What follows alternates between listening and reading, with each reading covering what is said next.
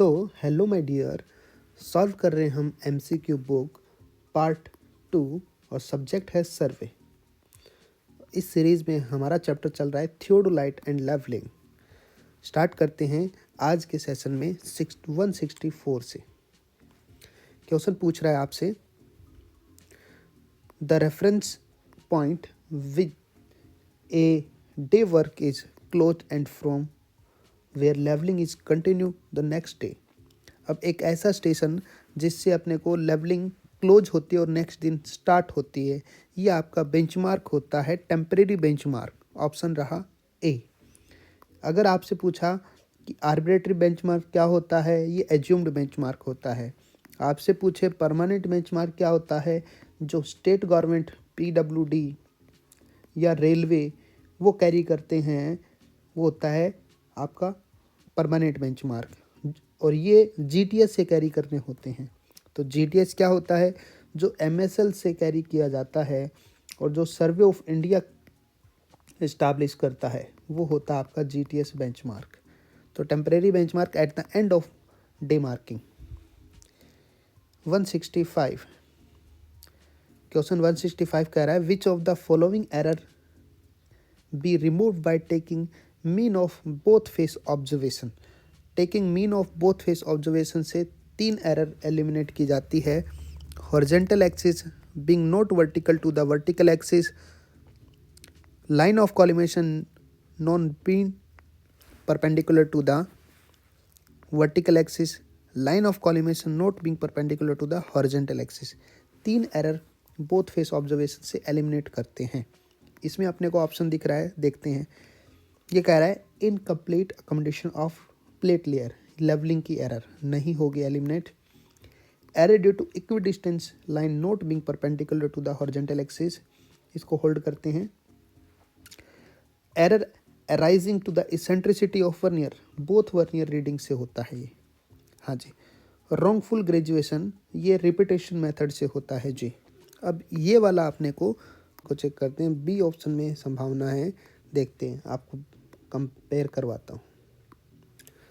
Option B में हमने देखा, यहाँ पर अपने पास AB लाइन है, हम B पर इंस्ट्रूमेंट को स्टैब्लिश करेंगे और A को टारगेट करेंगे, और फिर हम 180 डिग्री ट्रांसफ़र कर देंगे और पॉइंट होगा अपने पास C1 फेस लेफ्ट से ड्रॉ किया गया है। फिर हम अगेन B पॉइंट पर आएंगे और A पॉइंट को टारगेट करेंगे, फेस राइट से होगा आपकी बार, और 180 डिग्री ट्रांसफ़र करके, ट्रांजिटिंग करके हम C2 लगाएंगे। तो ये दोनों अलग अलग पॉइंट क्यों आ रहे हैं? इवन ये दो 180 डिग्री पर ट्रांसफ़र कर रहे हैं, तो अलग अलग क्यों आ रहे हैं? ये थियोडोलाइट ख़राब होने की वजह से अलग अलग आ रहे हैं। इसलिए हम एक्चुअल पॉइंट किसको मानेंगे? इनके सेंटर पॉइंट को मानेंगे एक्चुअल। तो ये यहाँ पर बी ऑप्शन के बारे में है, बोथ फेस ऑब्जर्वेशन, जिसमें फेस लेफ्ट और फेस राइट। हाँ जी।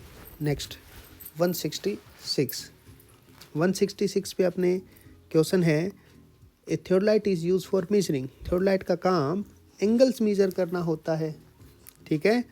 Next 167, in theodolite telescope is reverse is known as. इसका आंसर होगा टेलीस्कोप रिवर्स है तो बबल डाउन। 167 अपने यहाँ पर लिख रहा है 167, ये टेलीस्कोप रिवर्स है, इसलिए इसको बबल डाउन बोलते हैं, ठीक है। हाँ जी। Next 168, which of the following is not a permanent adjustment of transit theodolite. Permanent adjustment नहीं है वो बताना है। फोकसिंग इसमें परमानेंट एडजस्टमेंट नहीं है, बाकी प्लेट लेवल, एल्टीट्यूड और लाइन ऑफ कॉलिमेशन का एडजस्टमेंट, ये तीनों परमानेंट एडजस्टमेंट नहीं है। फोकस तीनों परमानेंट एडजस्टमेंट है, सॉरी, और फोकसिंग आपका टेम्परेरी एडजस्टमेंट है, इसलिए आंसर है not a permanent, focusing not a permanent. Next 169, a theodolite is use to most of the following except. अब इस वर्ड का ध्यान रखना, अगर हमने इस वर्ड को ध्यान नहीं दिया तो हम ए ऑप्शन को गलत टिक कर देंगे, इसलिए ये कह रहा है कि इसके अलावा थियोडोलाइट मोस्ट कॉमनली यूज होता है।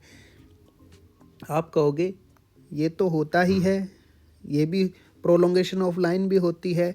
और क्या होता है, अगर हमें वर्टिकल डिस्टेंस पता है तो हम थीटा के हिसाब से horizontal distance perpendicular upon base से हॉरिजॉन्टल डिस्टेंस भी बता सकते हैं। यहाँ से अपने पास डी आ जाएगा। इस तरीके से हम इन तीनों को तो मेजर करते हैं, इन तीनों के अलावा ये मेजर नहीं करते, टेक्योमेट्रिक सर्वे नहीं करते। और टेक्योमेट्रिक सर्वे में थियोडोलाइट नहीं, टेक्योमीटर काम में आएगा। और टेक्योमीटर क्या होता है, टेक्योमीटर थियोडोलाइट को मॉडिफाई करके बनाया जाता है, उसके अंदर ऐड करते हैं एनालिटिक लेंस, उसके अंदर ऐड करते हैं, तब बनता है टेक्योमीटर, जो हिली एरिया के लिए बनाया जाता है। ओके, इसके अलावा थियोडोलाइट इन तीनों को मेजर करता है। 170, ये 169 क्वेश्चन काफ़ी अच्छा क्वेश्चन है। अगर क्वेश्चन में आएगा आपके एग्जाम में तो ध्यान करना इस वर्ड की वजह से गलत न हो। 170 which type of lens is use, internal focusing lens, internal focusing telescope में कौन सा यूज होता है, कॉनकेव यूज होता है जी।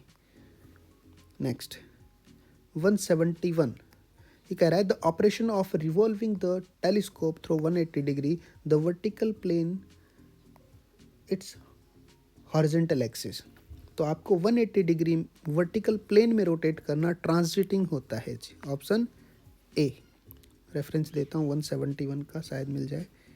171 यही है, 171 transiting.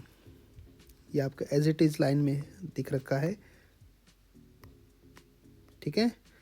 Okay, reversing, transiting, plunging, कई नाम होते हैं इसके। नेक्स्ट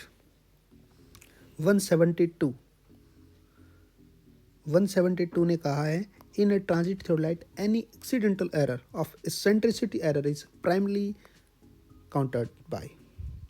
तो यहाँ पर eccentricity of error of vernier है जो बोथ वर्नियर की रीडिंग से एलिमिनेट होगी, तो हम ऑप्शन ए कहेंगे। दोनों वर्नियर की रीडिंग लेके दोनों का मीन लेना पड़ेगा। रेफरेंस दे देता हूँ आपको, बीसी पुनमिया जी की बुक है, हाँ जी, यहाँ पे आपको लिख रखा है इसेंट्रिसिटी ऑफ वर्नियर, ठीक है। ओके, इसेंट्रिसिटी ऑफ वर्नियर, दोनों वर्नियर की रीडिंग पढ़नी पड़ेगी और दोनों का मीन लेना पड़ेगा आपको। Next 173, the most accurate instrument measuring horizontal vertical angle, theodolite आपका मोस्ट एक्यूरेट है। तो ये रहे 173 क्वेश्चन। नेक्स्ट क्वेश्चंस के सॉल्यूशन हम नेक्स्ट वीडियो में देखेंगे। Thank you, all the best.